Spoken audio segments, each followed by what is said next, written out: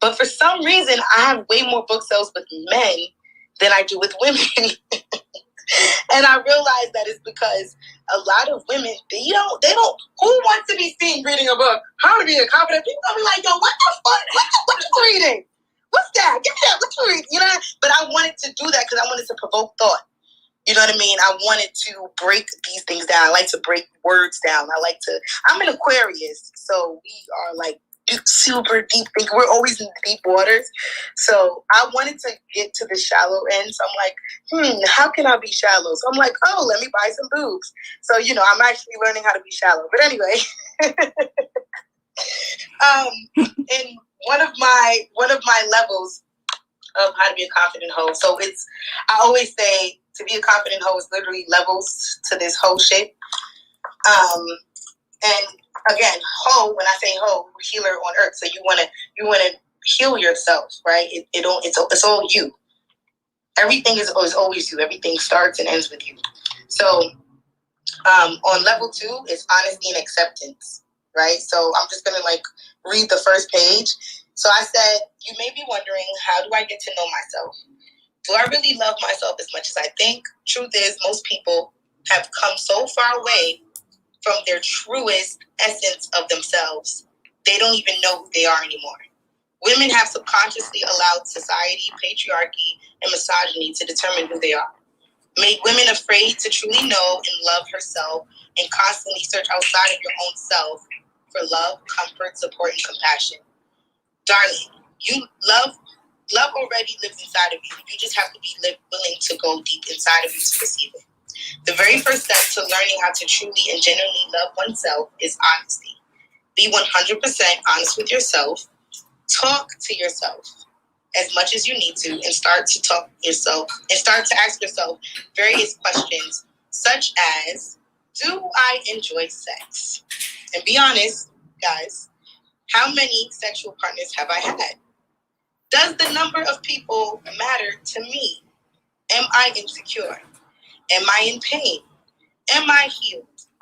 Asking yourself these starter questions while alone, out loud, to get to know you is extremely important and needed, especially when it comes to true self-love. Being honest in general can sometimes be a challenge, especially if you lie for the sake of protecting someone's feelings. We subliminally deceive ourselves every day because of fear and the lack of love we offer to our own self. Think about it. Women are obviously afraid to love themselves on an inner level because as young girls, they were taught to never question anything, never speak unless spoken to, smile all the time, look pretty, and obey everything.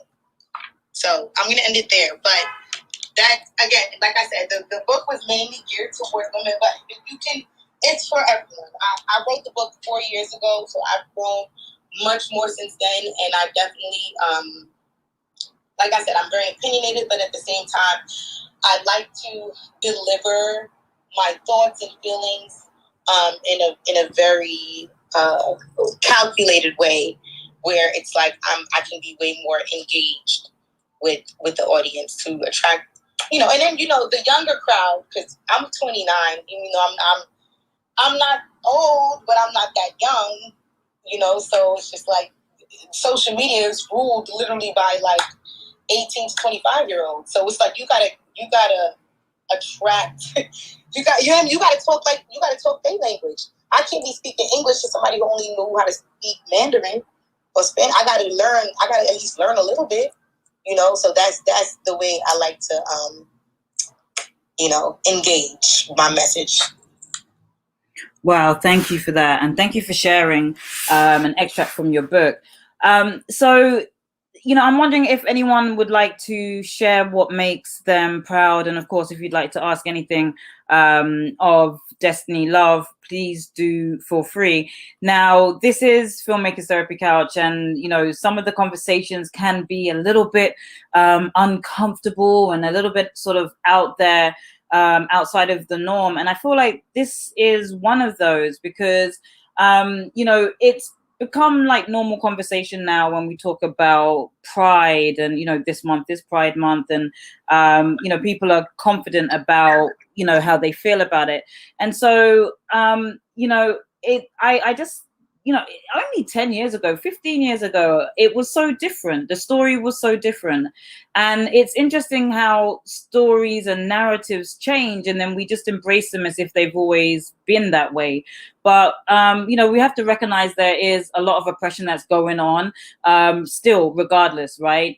And that it comes with the struggle in the fight to be who we are. And I would be remiss if I didn't mention the fact that you as a black woman and a black woman within this industry as well, and it's all about what you look like and everything like that, has the complexion, being of a black skinned woman compared to lighter skinned women, and all of that in terms of being able to make your money, has that impacted your journey? And if so, like, how have you dealt with it?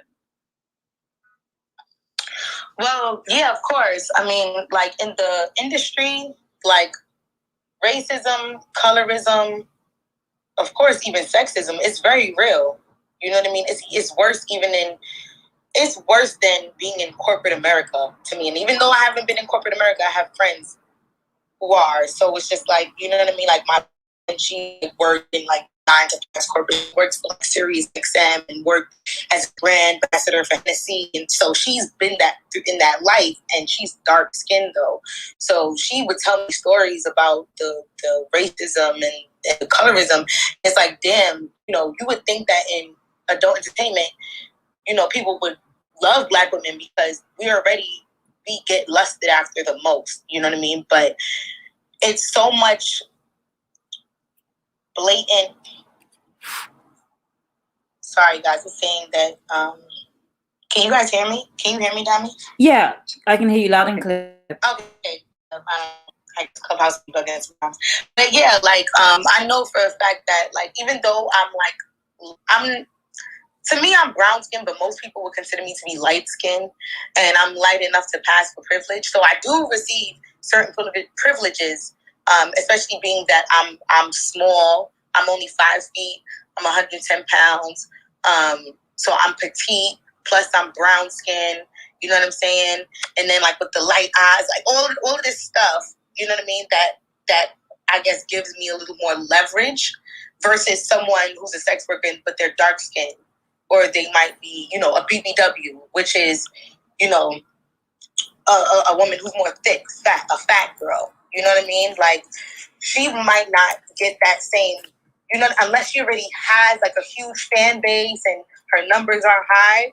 But if she's like just starting out and she doesn't have like a backing or a team, but she's just coming out, just her alone, no knowledge or nothing, it's going to be really, really hard. It's going to be really, really difficult because even on social media, it's all about visuals, right? Like and then, with the, the surgery going rampant, I call women who get their bodies done build a body. And I even say with myself, like, I never in a million years would have thought that I would have endured surgery just because of my job. You know what I mean? Like, but because it's like my life literally changed so much from just doing this that it's sometimes I think about it. I just think about I'm just like, whoa, like, when I look at myself, to see myself, it doesn't even feel like that's who I am sometimes. So sometimes it's almost like when you literally like live a dream, like it's a dream to be proud of who you are. That's successful. That's what success is to me. People might think money, cars, clothes, all this stuff is success. To be successful is to have a peace of mind. You know how many broke people with money there are? There's a lot of broke people with money because they're broken inside. And that's what I teach in the industry. That's why I'm a game changer, because I literally help people to recognize who they are, to see themselves. I'm literally a mirror. That's all I am. I'm no different from nobody else.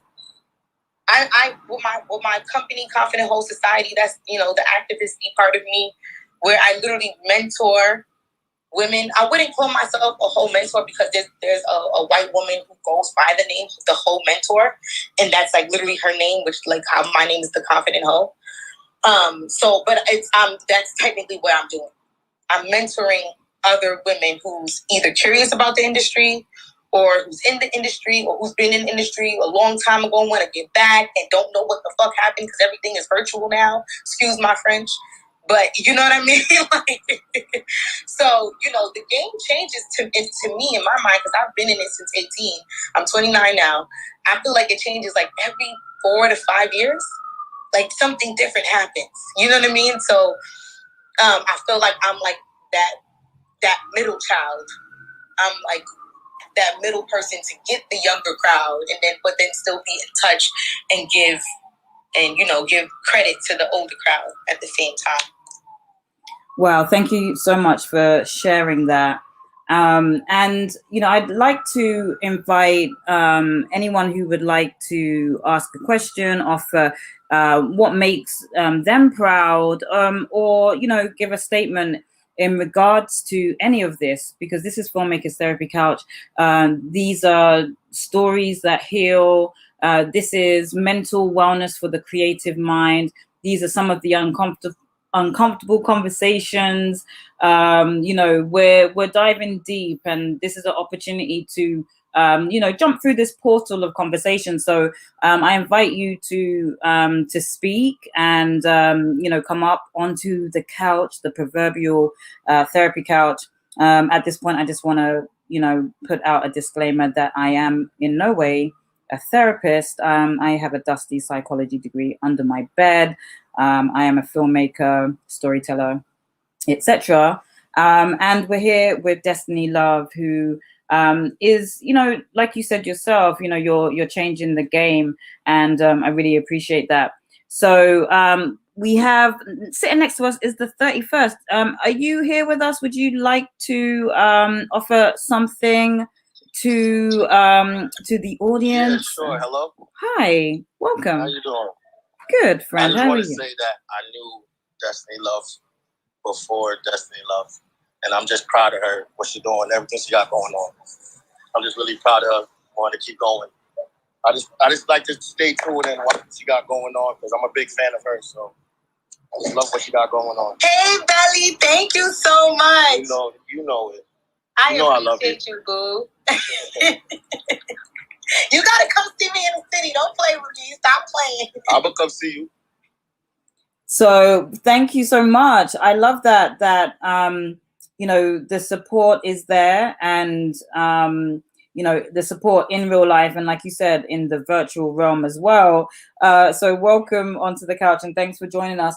And anyone else, I know Tunja, you were in the audience, you were up here on the couch. I mean, you just feel free if you would like to drop some gems or offer us what makes you feel proud, to be your true self. And what we've been discussing today is like when being proud to be your true self is really what is not what the status quo is on. And so it's not just just following what's happening out there. It's actually deciding to carve your own path, and sometimes that's the road less traveled. And certainly in this case it is, but Destiny Love is here doing it anyway, and and utilizing storytelling as a way to get that message out. So Hope for TV as your talk show host, as the characters that you've developed to present your story, I think that is such a great way, it's such a creative way to push that message out. And just for those in the audience, we are like celebrating Pride Month, and a lot of what has been inspired by what Destiny Love is doing with The Confident Hoe also comes from us looking back into history of those who come before us and done great things to contribute to the change that we now see. And so in honor of Pride Month, we're honoring also Marsha P. Johnson, who is an African-American gay man, transgender drag artist. And I'm sorry, I'm reading it from the bbc.co.uk, so I don't even think the language is the correct language. Sorry, I was just about to read and I was like, no, it's not, that's not. And that's also the interesting thing as well, right? How language, the language that is used to describe and define those who, you know, have determined themselves in a different way, it's still quite profound, because that's what makes, you know, that's what decides the story. And big institutions, you know, like the BBC and such, you know, help define that story and what the narrative is for the world and serving the world. And so yeah, so, you know, Marsha P. Johnson, you know, just in everything that was contributed in the fight for, you know, the, you know, for liberation, and the lens to be on, especially the trans community and the gay community, to be able to be who they were, because it was a time where it was like, okay, if you define yourself this way, you are seen to have a mental health issue and could be sectioned or criminalized, right? And I just want to say real quick, Dami, right, that people don't realize, and I need to talk about this in some way, so maybe I'll do it on Oprah or whatever, but basically people don't understand the relationship that the LGBTQ community has with the whole community. Like, if you really think about it, like, if you watch, like, certain movies, I remember I was watching this one movie that RuPaul was starring in, and there was, I can't even remember the movie, but I think it's like on Netflix. I watched it with my mom. Maybe she'll remember the name, but yeah. So I think it was called Allie and AJ or something like that. But basically, it was RuPaul. She was a drag queen going on tour, whatever. So RuPaul was playing herself, and but she was just like, you know, like this diva drag queen, really popular in the city, in New York City. But then she bumps into like this little child who was like, who was homeless.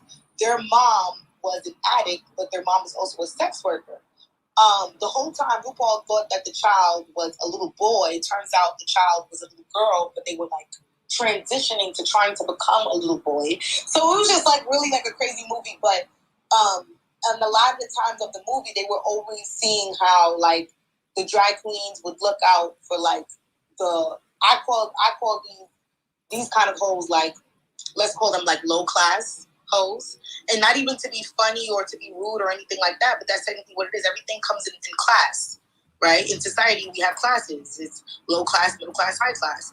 So a lot of the times, there's high class hoes who are addicts, but these hoes who were addicts, they were living in the street. They didn't have any homes, and that's another thing. Like, people always have this stereotype that the adult entertainment life is so lavish and it's so glamorous, and it's like, no, it's not. It's really not that glamorous. That glamour is literally for like 2.5 seconds.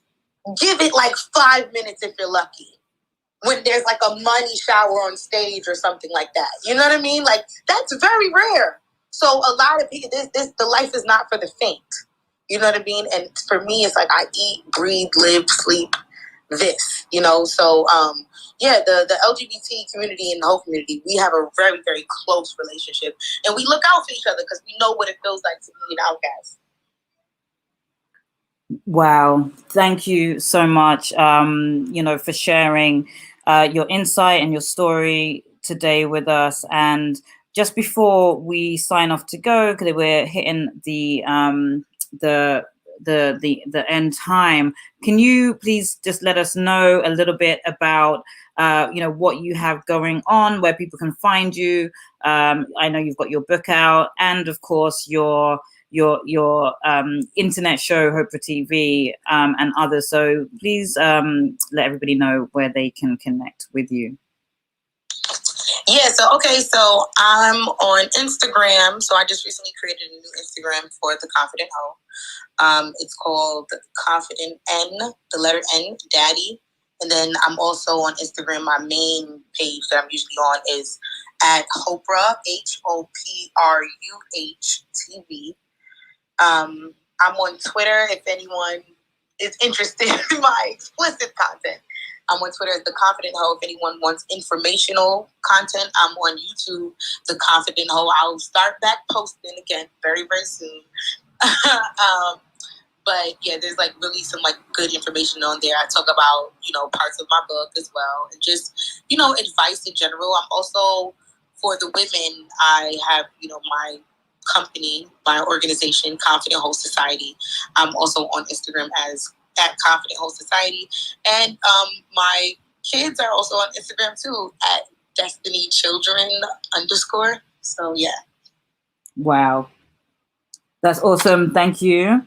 And again, of course, please do go ahead and follow Filmmakers Therapy Couch and stay connected. Follow Destiny Love via her handles and everything. And it's absolutely been a pleasure